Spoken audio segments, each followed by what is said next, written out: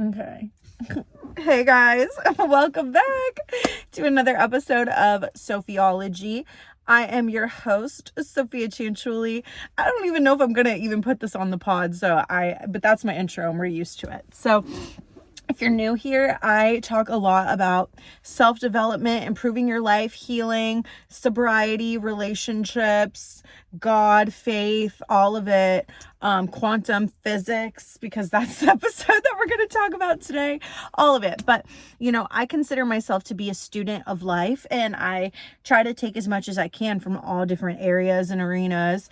And one of my favorite things to do is heal and be introspective and learn more about myself, because as somebody who has had multiple journeys with sobriety, with relationships, with overcoming abuse, overcoming mental health, essentially my message is overcoming. I want you to overcome whatever it is you're dealing with, whether it is a shitty relationship. Sorry, I should stop cursing if I ever want to make money on this app. But like a bad relationship or abusive, toxic people in your life. And again, I don't really love to label people as abusive or toxic, because I think that there are definitely not great individuals in this world. But I also think that nowadays, I don't even want to perpetuate that conversation of calling people abusive or toxic, because as somebody who's been through abuse and toxicity and has also then came out on the other side and acted in abusive or toxic ways, I think that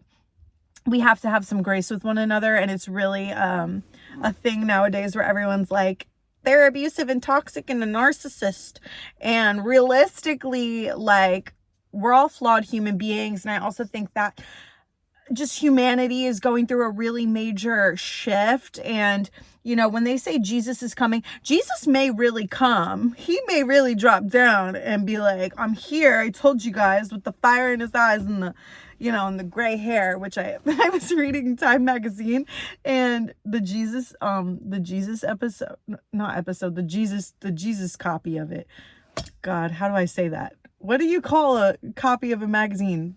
How do you, like, whatever, whatever. They were just talking about Jesus, and I was like, I've never heard Jesus described like this, and I just feel like it was really kind of opening my eyes, because it's always nice to hear like different accounts of Jesus that are phrased in a way not in the Bible, because sometimes the Bible, I love to read my Bible, but sometimes it's just like not that engaging. And so when I hear a different account of Jesus in like words that I really comprehend, it just makes me laugh. So anyway, I say that to say, like, my point is that if Jesus comes too, it might just be Christ consciousness, like us all coming to the understanding of the Holy Spirit that's within us, right? And what that entails. And I don't know if this is bothering anybody that my steering wheel's in my face like that, but this is also like, I should just go inside. Yes, but I also think that consciousness is that revelation of the Holy Spirit, because he's given us him in us. You know what I mean? So that is the foundation for all of our introspection, for all of our growth, for all of our healing, for all of our knowledge, like self-healing, right? Like all of this that's within us. That is God. Like, that is God. So, and I really think that, like, everything happening, like this collective shift, is our coming to understand, like, the power within us that was bestowed upon us by Jesus Christ, by the sacrifices that he made for us, so that we can live with the Holy Spirit within us, that we, at any moment, we can Holy Spirit activate. Like, it doesn't matter. So anyway, that is part of what I wanted to talk about, but not really.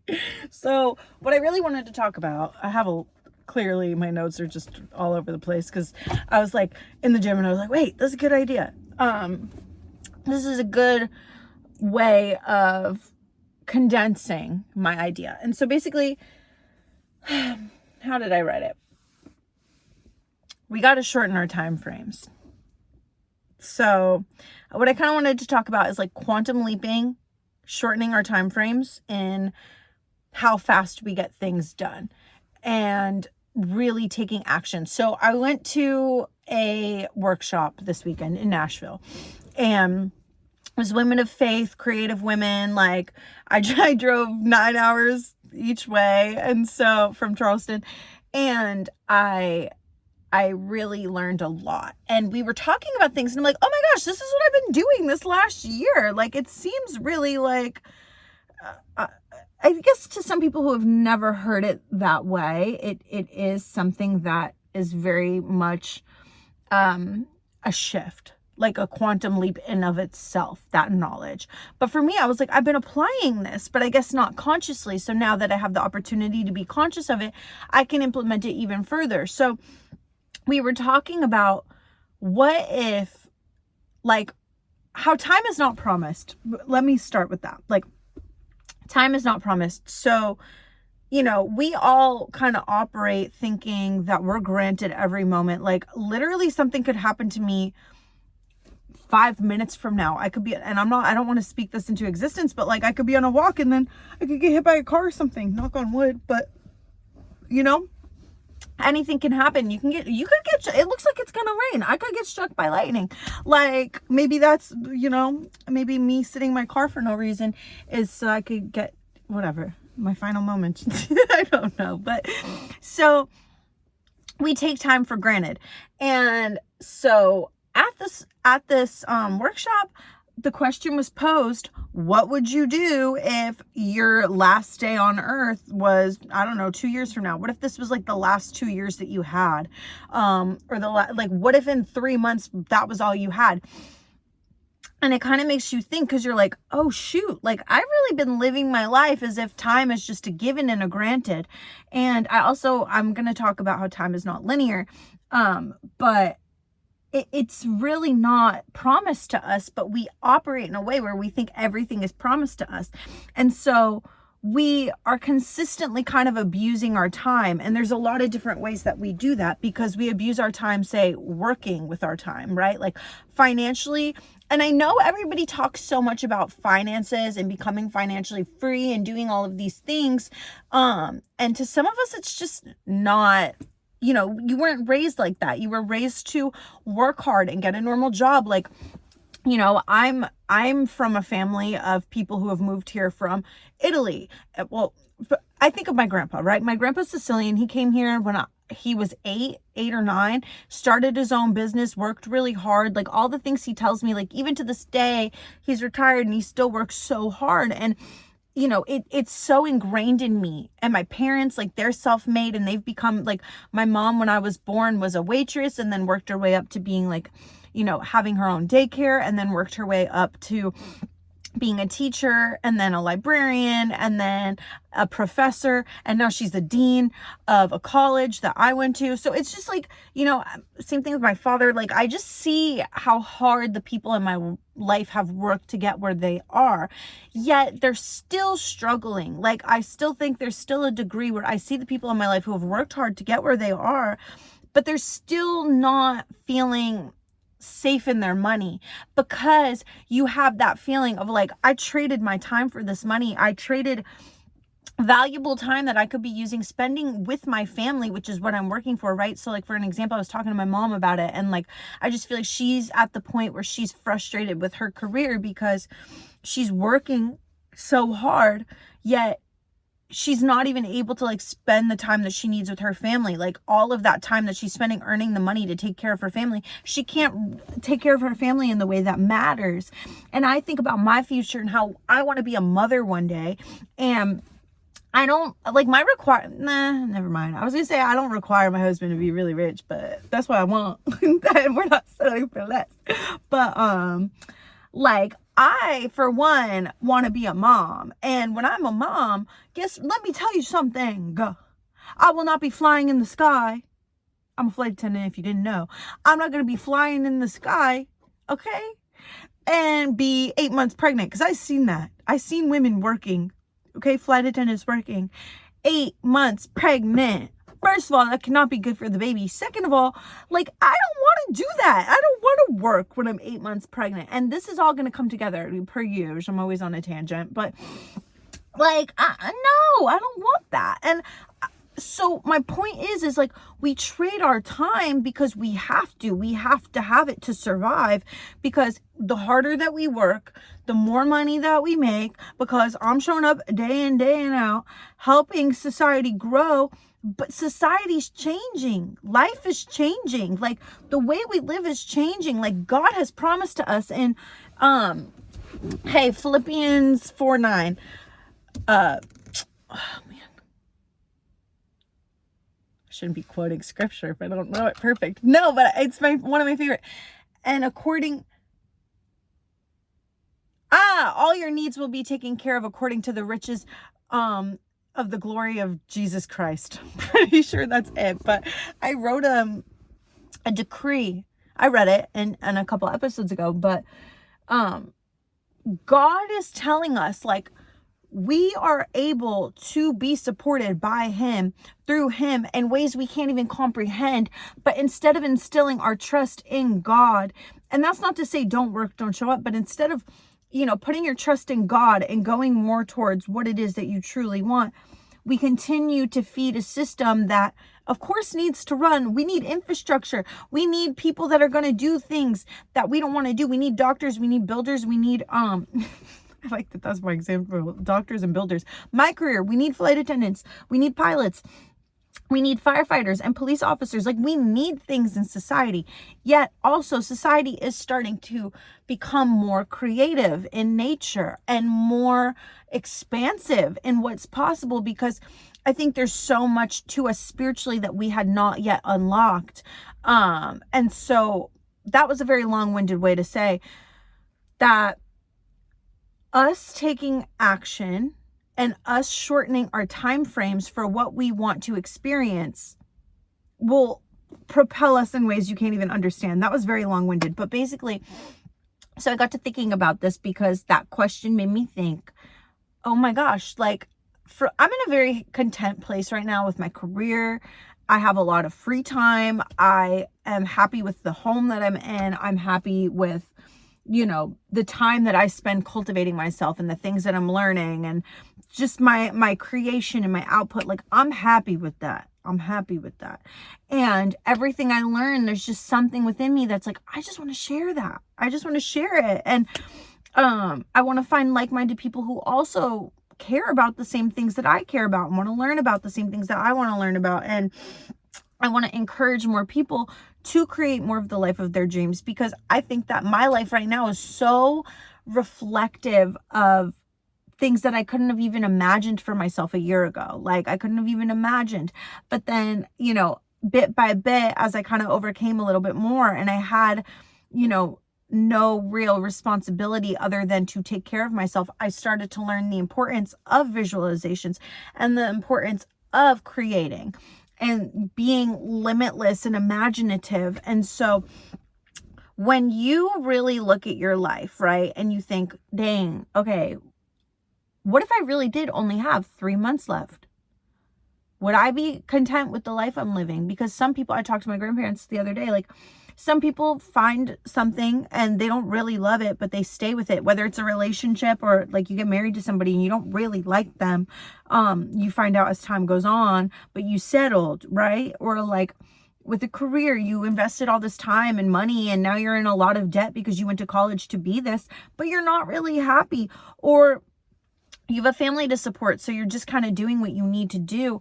Like, there's a lot of fear to get out of the comfort zone, because you will have to struggle for a moment. You absolutely will struggle for a moment if you want to leave this traditional lifestyle and move to a less traditional lifestyle where you are kind of banking on God to make ends meet, but not even make ends meet, but to really propel you to like a new degree. And I have a lot of faith in God to do that, because nothing that has happened to me in the last year, I could have even, like, things happened in greater ways than I could have even anticipated. And again, I'll share once again, I've gotten to be on TV. I've gotten to do commercials. I've gotten these crazy opportunities to make money when I had no job. And I was like, how am I going to make money? And then suddenly I got to do really cool stuff and make money really fast. My faith had exploded in ways I never even imagined. I got a career I never thought I would have. I moved to somewhere I never thought I would move. I got a house. And I say this every time, but I just want to encourage you and let you know that like the things that we think are hard, they're really not. Same thing. Like I used to never work out. I used to never, ever, ever work out. Suddenly I'm like obsessed with working out in the last 2 years because I just started taking everything in me and putting it towards that. I was like, this energy has to go somewhere. And so if you're in a place where you kind of have ideas of like, yeah, you know, there's these dreams that have been dormant in me. I've always wanted to be like somebody who works out and takes care of their body. Or I've always wanted to be a singer and be on stage. And I've always wanted to have an album. I've always wanted to share this poem and put it out there, you know. I've always wanted to write a book. I've always wanted to make a YouTube and just post myself and see what happens. I've always wanted to be, you know, in a really beautiful relationship with somebody who loves me and treats me like a princess. Like I've always wanted to be a mom or a dad and have a great family. Like whatever it is that you think, I've always wanted this. What if you shorten your time frame? And what if you said to yourself, all right, well, what if I died in 3 months? And you might think to yourself, not possible. Not possible. Like, how am I going to get married in 3 months? How am I going to change my whole life in 3 months? How am I going to get it? Like, you might think in this way where it's like, how?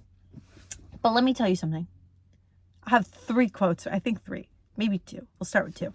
1, no risk, no reward. If you don't risk your current circumstances, if you're not willing to take what you have right now and bet on it, bet on yourself and say, I want more for myself than this. Like, this is great. Or this is content. Like, this is doing it. This is bringing in stable income. But if you're not willing to sacrifice your comfort, your Netflix time, the time that you spend watching Netflix at night, or, you know, the excuses that you make on why you need to sleep in and you can't go to the gym, or putting aside, you know, just that time to really like work on your music, work on your poetry, like that time, all of it is really, it's expensive time and you're wasting it because we forget to see that time is the biggest asset that we have. And so if you're not using it to work for you, then you're working for it, right? Because that's what most of our jobs are. We're working for our time. Like I'm basically clocking in and I'm giving you hours of my life that I will never get back, to make a limited amount of money and then spend it on something else. And then it keeps me stuck in this system where I am poor because I'm paying for everything with my time. I'm paying for everything with my energy instead of saying, I've always had these dreams. What if I really started pouring my valuable time, right? Because then I'm exhausted from the hours that I'm pouring in to these things that don't really make me happy. And then I come home and all I want to do is kind of like disassociate. I'm not like that anymore, but I was in the past when I wasn't happy. And when I wasn't happy, and this is not to say I still don't have hard days, because that is part of inner work and that is part of growing and healing. And I don't think there's ever going to be like a time in my life or in anybody's life. And maybe like, of course there's blissful moments, but I think we're always going to be growing and changing. But, you know, my point is like when I wasn't happy and doing things or working just to get by, which you do have to do, and there's amazing skills that come from that. But we're at a point in time now where if you really want to make something happen for yourself, if you really want to make a ridiculous amount of money, if you really want a beautiful relationship, if you really want to be somebody who operates in purpose instead of just for things, instead of just to survive, like if you want to truly be a creator of the reality that you're living with God, then, you know, you got to take some risks and you got to be willing to kind of sacrifice the life that you're living right now. Like, it's hard because even like this last weekend, right? I had just come back from work and I was gone for 7 days and I still had energy, but I was like, man, I don't really want to drive 8 hours to go to this workshop and then spend this money on this workshop and then drive back 8 hours. I don't really want to do that. But I knew what I would gain from it for my soul and for my spirit and for my creativity was so valuable. And that was an investment that I made in myself, in my future, and in my faith. And you have to be willing to invest and sacrifice the comfort. Like I could have stayed home and just sat and watched TV and been like, I needed this. I needed to decompress, which I do. But I used to always do that. I used to always make the excuse like, I need this time for me. But if I don't take advantage of the time that I have now. And this isn't to say that you shouldn't rest, because I'm a proponent for feminine energy, but I'm also a proponent for put in your mind like what it is that you want, and then challenge yourself to make it happen faster. Because the amount of stuff that I've created here and there over my lifetime is amazing when I look back at it. Like really, when I look back at all of the cool stuff that I've done and made, and I have a little mini legacy going for myself. And for when I have kids, my kids are going to see that. When I'm married, my husband's going to see that. Like, but I have a little mini legacy going of experiences that I have gotten to have and create. And now as I continue to learn and grow, I feel like I'm at this place where I'm learning every day. So I'm always expanding my mind, but two, I have a wealth of wisdom and knowledge from all these experiences that to me is like a bank, because I can share those things. One, they've helped me heal so much, but two, it's like, if I continue to be vulnerable and if I continue to share the knowledge that I have, you never know who that will affect. And so if you feel the same way, or if you feel like there's something in the back of your mind, like, I really want to do this, but I don't know how, it's like, just start where you are and shorten the time frame in which you believe that is possible. Because like, for me, I'm not going to share all my goals, but I will say, like, I'm trying to challenge myself within honestly, it's less than 3 months. It's 2 months. No, it is like, yeah, it's less than 3 months. I'm trying to challenge myself, because once I heard that 3-month thing, I was like, okay, I really want to challenge myself and see how much I can do in 3 months. And can I reach this one? There's this one particular goal that I had been putting off for years. Like, I had written it every year on everything, like all my journals where I'm visualizing all my little manifestation lists, all my prayers, all, like, this is the one thing that I had always said I wanted to do, but I put it off because honestly, it's probably one of the easiest things for me to do. It comes so natural for me, but I was just neglecting putting in any time to doing it because I was like, I could do anything that's not that. And it reminds me that hard work will beat talent. Hard work and passion will beat talent every time, because you can be talented and then sit on that talent and then waste it. And like, realistically, if you're gifted in something, you should be pouring most of your energy and all of your free time. And this isn't to say that we don't live in like a tangible, real world that we do have to operate within. But if you spent more time on that creative stuff than you did dilly-dallying, the things that you could get done is crazy and nuts. So for me, giving myself a 3-month time frame and saying, what are we getting done in this 3 months? It's like suddenly the ideas are coming. Suddenly the words are coming. Suddenly like the opportunities are coming and they're flooding in because I'm planting little tiny seeds. And also God is going to reward your seeds that you are planting, because you might think time is linear and you might think, if I do this, then this will happen and this, but that is so limiting, and that is limiting to God. If you take inspired action, if you have a vision in your head and you just start saying, okay, bit by bit, I'm going to do what's tangible. I'm going to do what's reasonable, and I'm going to do the things that make sense and that are logical. But I also perceive the fact that God is limitless, and God is not necessarily a logical God. God, of course, yes, has that element, but God can do things that are beyond what we can even imagine. So if you're giving yourself this limit of, say, 3 months to accomplish this goal, or 3 months to see this change in your life, or 3 months just to like, you know what if I was married in 3 months? What if I was married in 3 months? What would I have to do every day for that to happen? I would probably have to put myself out there more. I'd probably have to go on more dates. I would probably have to talk to people and be uncomfortable. I would probably have to be really clear on my goals. I would probably have to have different boundaries. I would have to be very communicative. Like, those are things I would have to do. That's the logical side.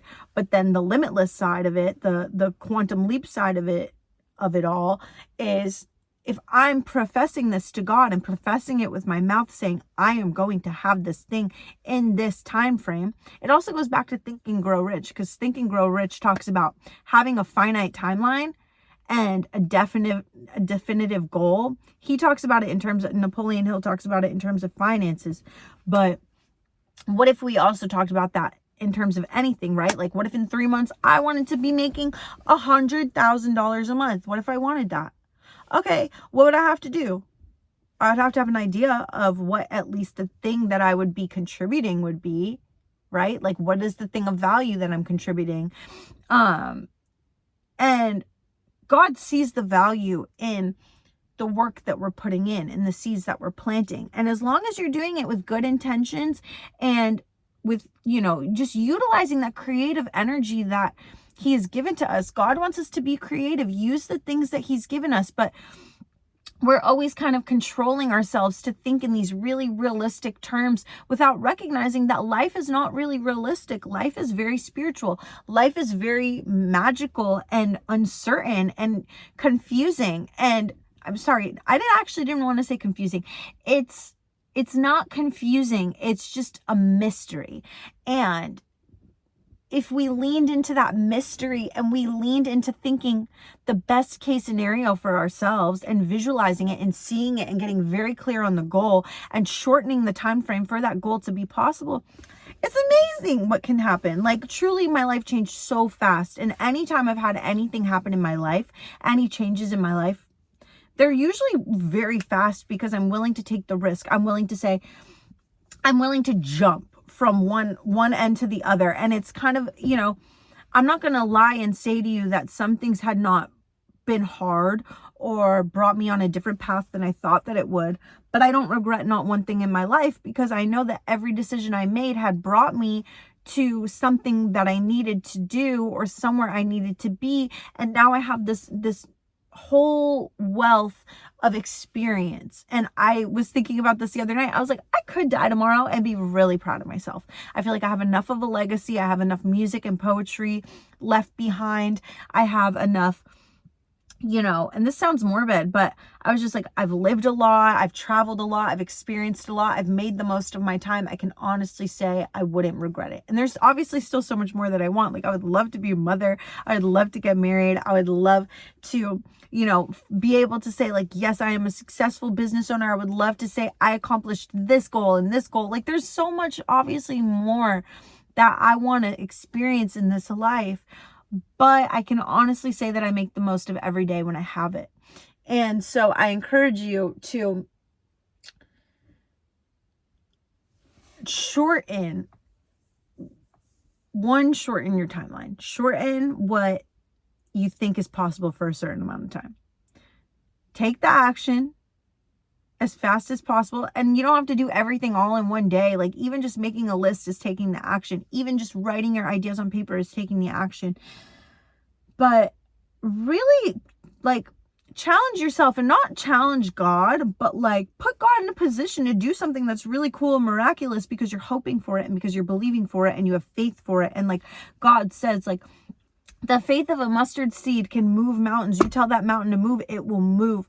So all the things that you perceive as an obstacle, all the things that you perceive as, this is my challenge, just keep your eyes focused on, this is what I want to do and I'm going to do it. I'm not focused on gaining this for this.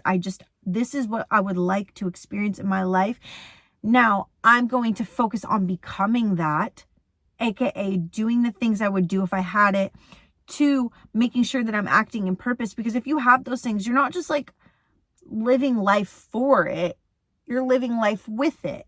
So how are you interacting because you have those things? You know what I mean? I don't know if that makes sense, but like, so say my goal is to be, because I don't want it to just be about money, because obviously I think money is a little bit more tangible. And I think that that's something that you do still have to have a level of responsibility with, but you have to get really clear about like, okay, this is the number I need. This is the number I want. But like, for a marriage, for instance, like if you were in a marriage, how are you operating within that? Like, you're sharing, you're giving a lot of your love to another person. You're considering another person.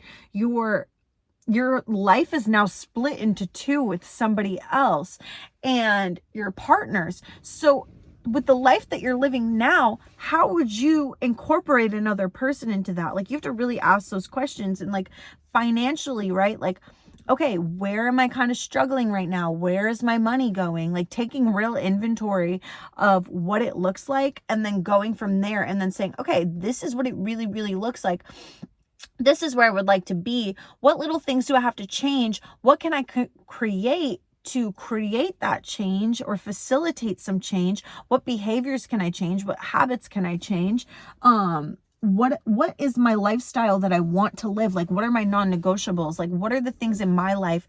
And this can be in accordance to anything that you want to experience, but like, what in my life am I not willing to compromise? Whether it's something as small as like, I want to get my Starbucks every day. I'm not compromising that. Or like, I need my space. I need to have my freedom to do this. I need to have my freedom to travel whenever I want. Like, whatever that may be, like, have your very clear boundaries within this like realm of right now. And I just think shortening the time frame to like a month to 3 months, it's easier to plan because you're like, this is what I would like my life to be like right now. Not what I would like my life to be like in 6 months or a year, because then you're going to subconsciously trick your brain into thinking that you have to even wait that long when you don't. And I'm sorry if this sounds like so many words, because I'm trying to explain it in a way that's concise, but also like, I just want to kind of get it through your brain that life is acting and operating in accordance to us. God is operating and acting, of course, for our highest good, but also in accordance with us. God is moving accordingly. And your finances are operating in accordance to your creativity and to the ability that you have to create something of value. Because if you can't create something of value, like, no one will want to date you if you're not valuable. Like, if you just sit in your house and do nothing all day, and this goes for a lot of things, but like, if I'm just sitting in my house all day and I do nothing and I just eat like trash and I don't move my body and I don't learn anything and I just think the same way that I've always thought my whole life, and I have no ambition, no drive, no goals, like, I'm negative and mean and I'm not trying to be better or change any of those things. Like, if I'm just like accepting that I'm a loser, no one's going to want to date me. And if I just like kind of sit here and hide from the world in my own little sad world, of course no one's going to want to date me. And then no one's going to ever want to marry me. And then I'm not going to get what I want. And it's the same thing. And then I'm not creating value. For someone to want to be married to me, I have to be valuable to them. Like, they have to see me and be like, oh my gosh, this girl, I can learn from her. Like, I can learn from her. I can partner with her in life. We can create something fabulous together. Like, there has to be a value exchange in that. And so when it comes to your finances as well, like, when we work for a paycheck, our value exchange is usually our time. So your value is your time. Of course, little things about you that go into it depending on where you work and what you do. But essentially, at the end of the day, when you work for somebody else, your value is typically noted in time, unless you work in sales or something, or you have a salary. But if you create something, if you're making something of value, if I am putting my words out and those are value, if I'm creating an album and something that's really transformative, if I'm like a talker and I go and I give speeches, or if I create something that solves a problem, a system that solves a problem and helps people, whatever I create, if I'm using my time and my value to create something valuable, eventually, even if I'm putting it out there for free, eventually it's going to create value because God is seeing what I'm doing. He's going to bless it. And he knows, okay, in this amount of time, I want this. I want to create this. So I'm not doing it for it, but I'm becoming it. And I know that eventually it will catch up and they will be one. And so who I am is going to catch up with who I want to be. And God will bless that, because God, again, doesn't work in our linear time frame. God works in the present moment. And so what I'm doing with this present moment, anything that has happened up to this moment is old news. Like, anything that has happened up to this moment right now is old. It's dead. It has no life force in it. I created it with my old ideas, with my old traumas, with my old behaviors, with my old subconscious mind. I've created it with old beliefs. I've created it with old actions, old relationships, old experiences that have tainted the present moment. But now if I'm in the present moment and I'm just like, and again, we have to get through that. I think that it is something that we have to get through. Sometimes is going through the work and taking inventory of our emotions, taking inventory of the residue of stuff that needs to go and dissolve. But, which is another thing that I want to talk about really quick before I end this video, because I don't want it to be too long. But, that's another thing is, well, let me say this first, because that's another thing I realized too, is when there's residue, like if there's trauma or residue of old situations, or you're getting over a heartbreak, or, you know, addiction, or something happened and it hurts, like I would challenge you. And I think sometimes we make things way more complicated than we need to. And this is coming from somebody who's done a lot of inner work, who's done rehab, therapy, psych ward, has experienced heartbreak, has experienced addiction. Like, I'm not just saying this out of my ass, but what if we shorten that time frame for us? And it reminds me of a quote from Beyonce. And I'm not really a Beyonce girl, but she did say, she's like, you know, she gives herself, if something upsets her, she gives herself 24 hours to be sad and like ruminate over it. And then she has to go be a gangster again. And I think that, was that Beyonce? Because why do I feel like that was like, I've always been quoting her for that one, but I feel like it was somebody else. But, what if you shorten that time frame of your suffering? Because for me, so much of my pain in the past was because I sat in that suffering for way too long. And sometimes you need to feel it, but then there comes a point where you're just like thinking the thought because it's habit, or you're feeling that way because you don't know how to feel something else. And if I sit in, what the heck? Oh, the cardinal. It was doing something weird. But if I give myself the opportunity to overcome quicker, if I give myself the time frame, like, you know what, okay, I will be very sad about this for today. For today, I will cry and I will feel bad for myself, and I will sit in my bed and I will be under the covers and I will be a mess. And then tomorrow I'm going to wake up and I still might not feel great, but I'm going to persevere and I'm going to do what I said I was going to do. And I'm going to go to the gym and I'm going to eat a good meal, and I'm going, oh my gosh, what a crazy little bird.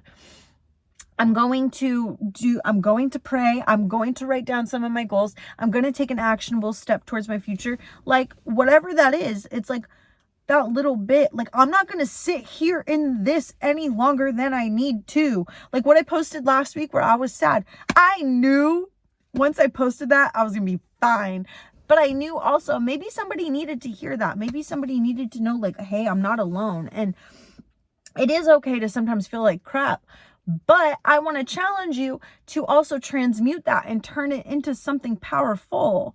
And so without me, you know, over tangenting, I hope this was, you know, I'm trying to condense a lot of what I have put into action in my life and what I've seen work. And also just like, I'm on this challenge right now for myself. Like, what can I do in 3 months? Like, I obviously have a vision, I have a goal, and I have it written, but it also reminds me of something else I heard. Like, Mina Irfan, this changed my life when I first heard her say it. She breaks up her year into like 4 quarters, like normal, right? 4 quarters. But she breaks up her year into like 4 mini years. And so she's like 4 new years. And I thought that that was brilliant, and I started doing it. And it's really crazy, like the stuff I've accomplished in such a short amount of time, because then it's like clockwork. It's like, okay, I've done this. Now what's next? Okay, cool. I've done this. What's next? And it becomes a really fun time because you're suddenly expanding your ability to experience more of what you want. Because one, the things that you want don't take you a year, 2 years, 3 years to accomplish, but also it's like you're more aware and cognizant of what it is in the moment that you really need and what you really want. And instead of believing that what you want is light years away, it's like, actually, we are God's children, and God does not want us suffering. God does not want us in pain or in poverty or alone or wasting away the gifts that we have. God wants us to use what we have. So I encourage you to take inventory of the gifts that you have and what it is that you really could offer to this world and what it is that your heart's really been desiring. And I challenge you to do some steps that will get you there faster. And this isn't to say that you have to drive yourself crazy or rush around, but just like even 1 or 2 things a week that you integrate to start creating that goal, it's like, it's not even going to feel like hard work because it's suddenly like, oh my gosh, that was natural to me. That was like what I should have been doing this whole time. Time flew by. And suddenly it's like, you didn't feel like you wasted your time. You don't feel like you're sitting here waiting for something. This is a lot like what I said, how like God's waiting on you. Like, I guess this is kind of like a sequel to it because bit by bit, those little seeds that we're planting with the time that we're spending doing things that we love and getting clear on the vision and creating and just offering more value to the world, because it's not like, again, it's not about just creating to get what you want, but like, what is the value that I contribute and how can I be that? You know what I mean? Like, how can I be that? When I write my music, like, I'm not writing it just to get it done. I'm writing it from the feelings that I'm feeling and I'm being. Like, who am I being? And how can I translate that into something where somebody else feels the value in the words that I'm saying, where they feel healed and where they feel like, okay, yes, I relate. I needed this. Like, thank you. Like, I want it to be like on the God level of creation. I don't want it to be like I'm just creating or I'm just living for somebody else and I'm going to live my whole life working for somebody else, making their dreams come true, instead of being somebody where it's like, I've always been a visionary. I've always wanted a bigger life. I've always wanted to do this. I've always wanted to do this. Why am I not doing it? My actions probably don't align with getting there. And sometimes I drive myself crazy because I have so many goals and so many ideas and so many visions and dreams. And I'm like, how on God's green earth am I going to do this all in a day? But God has given us 24 hours in a day. You can do a lot with those 24 hours, especially if they're the things that light you up. Like, I've just found that the more that I do things that I like I always wanted to be like a singer and a superstar on stage. And I was like, how do you do that? And then I watched Cat's Eye, the Pop Star Academy, and I was like, oh my gosh, this is inspiring. And the Kanye documentary, and I was like, they're grinding and they're doing voice lessons, they're dancing, they're creating every single day, they're learning every single day, they're training every single day. Okay, I got to do that then. If that's something that I've always wanted to experience, okay, what if I started dancing every single day and learning a new dance? What if I started going to voice lessons again? What if I started singing and writing every single day? What if I started training and going to the gym every single day to get stronger? And again, like, you don't have to do it every single day. Like, there's balance in this life. But my point is like, what it is that you want to do. And I know those ChatGPT prompts, everybody be doing, whose cat is that? Mysterious. But people be doing those ChatGPT prompts. I haven't done it yet, and I think that's actually something I should do. Where they put in like their vision and their goal, and like, okay, now GPT, what do they call it? ChatGPT, just ChatGPT. It needs a name, but like, they're like, ChatGPT, write me a daily routine in the day of the life of me doing this, and it will tell you like action, what you would have been doing in that day. And then you can even go further and be like, okay, give me a daily routine on how to get there. But if you're it's a journey, but it's a more of a quantum journey. You know what I mean? Like, it's still a beautiful journey, but stuff happens a lot faster, and you're also just embodied in it a lot faster, because the learning curves will come as you go. But instead of anticipating or over preparing for these learning curves, it's like they'll happen in the moment of you kind of getting to put into your consciousness, okay, this is my life now. And then you can prepare for when it does really come by actually experiencing it or having an understanding of what it does entail. So I feel like that was a lot of information. But my whole point was just like, I'm trying to shorten my time frames for things, because I've seen in the past that as I've done that, things have happened so much faster. God has just worked in my life so much faster. And I would say, like, challenge yourself and treat now as like a New Year's, like write your list. Like every day I write a list of what I want, and suddenly bit by bit it happens, and I see doors opening and opportunities coming and things increasing. And also when it's not working or when I'm feeling blockages, then I have a good blueprint for like, okay, this is blocking me, and I can see what it's blocking me from because I have a clear vision and goal of like where I want to be.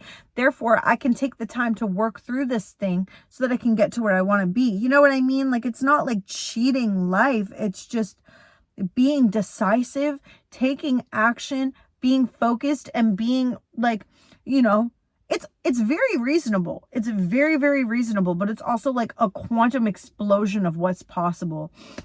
And so I just encourage you to always expand what you believe is possible. Always expand the limits of like who you think you can become and what that takes, because it really, sometimes it does take us more work because where we are is far from it. But having that vision and that goal in your brain will slowly bring you there. And then also in conjunction with God and, me telling God, like, okay, remove the things that don't belong. Bring me on this path. Help to guide me on this path to where it is that I want to be. Oh my gosh, it's raining. With that too, like, it becomes so much more